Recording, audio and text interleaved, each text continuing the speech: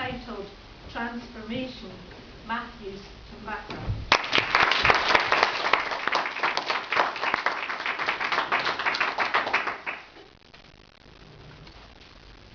Since August last year,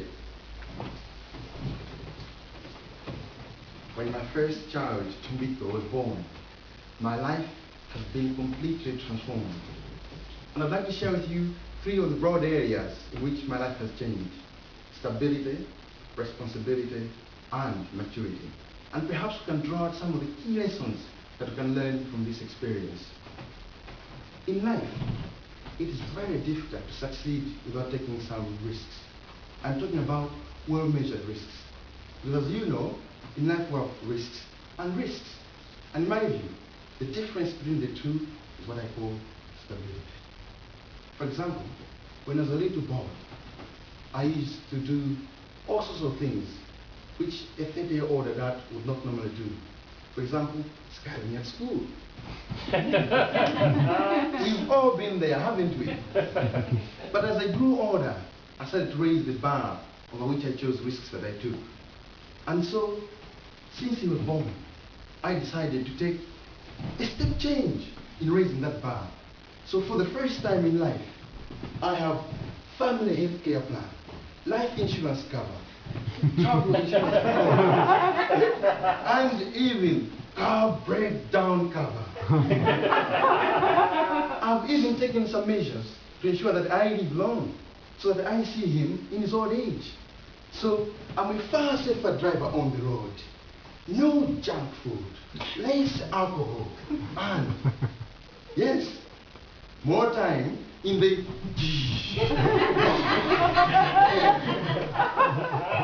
As you can see, the birth of Mtumbuka has shifted my focus and enhanced my sense of stability by raising my change from short-term initiatives onto long-term projects like insurances. That is the stability I've got from Mtumbuka. But it's also enhanced my sense of responsibility, because I believe that I have 100% responsibility over my son. But if you talk to my wife, she's there, she will tell you she has 110%. That doesn't surprise you, does it? I draw my sense of responsibility from my recollection of the responsibility that my mom and dad had over me when I was a little kid. I remember, for example, at the age of 7, I fell sick suffering from pneumonia, not in Aberdeen, in Africa, remote area, in Malawi, 60 kilometers away from the nearest government hospital, proper hospital. No phones, no immediate service. And no, it did not take 1 hour to travel that distance. Typically, 1 day. If lucky, half a day. Unlucky, 2 days. Of course, the situation is different now. Lots of cars and even mobile phones.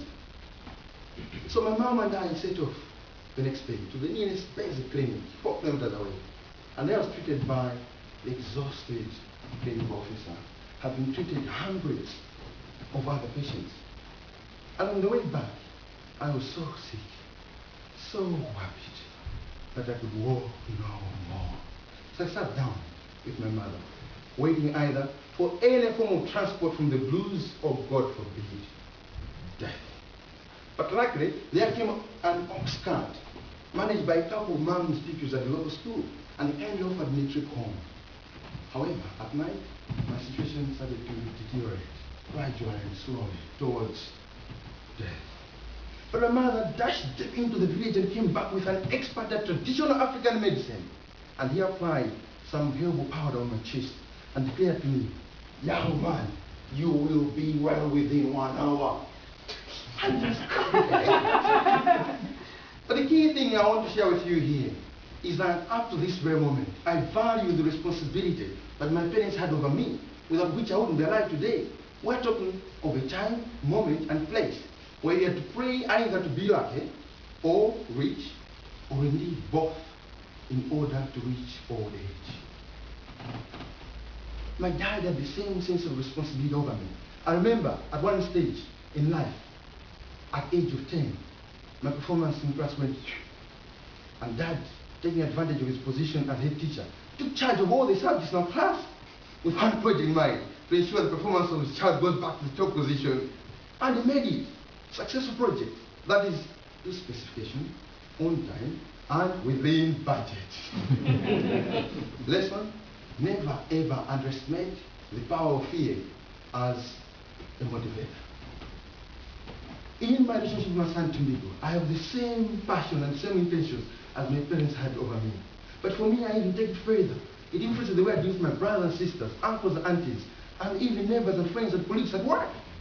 Because to me, since you were born, every person ought to be treated with respect and dignity, because they are a son or daughter of someone else.